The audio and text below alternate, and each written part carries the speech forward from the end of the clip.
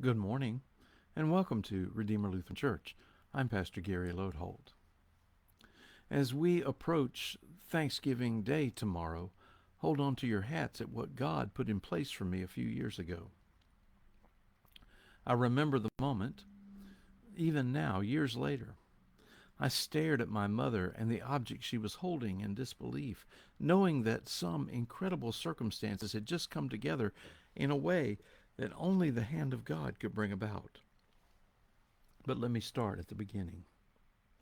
It was Sunday morning, and I was doing my normal Sunday morning before church thing, greeting people as they arrived for worship, when one particular church member came up to me. Something I had said in a sermon or in a Sunday school class had brought to mind a poem she had clipped and saved. It related to the phrase in the 23rd Psalm about, "My cup runneth over."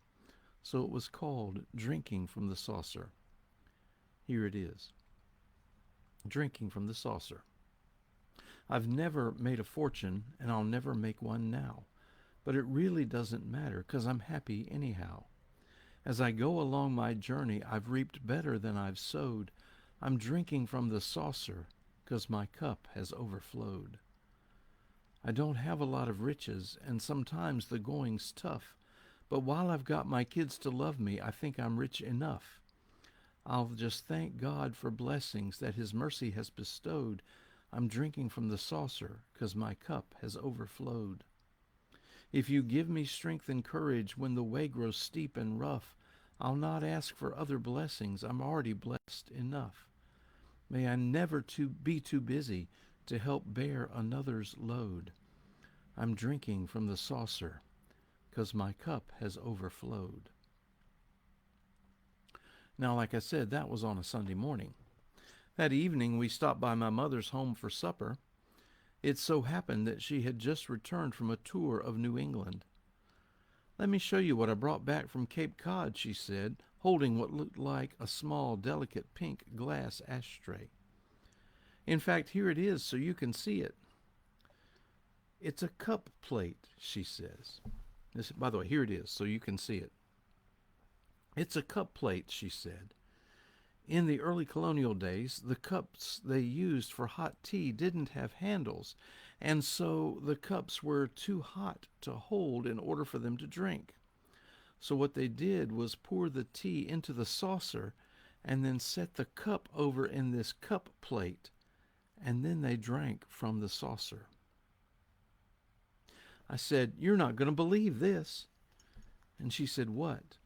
And I told her about the poem. Now, I'm not saying that we all need to go out and start drinking from our saucers. Perhaps that's better left to our cats. But maybe right now it's a good time to think about drinking from our own saucers, because we celebrate an overabundant gift of grace that God has bestowed on us.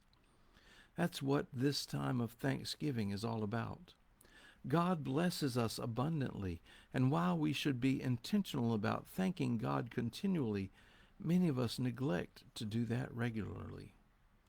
Our prayers are so often so filled with our requests and concerns that we sometimes fail to remember to express our thanks and praise for all the blessings we have.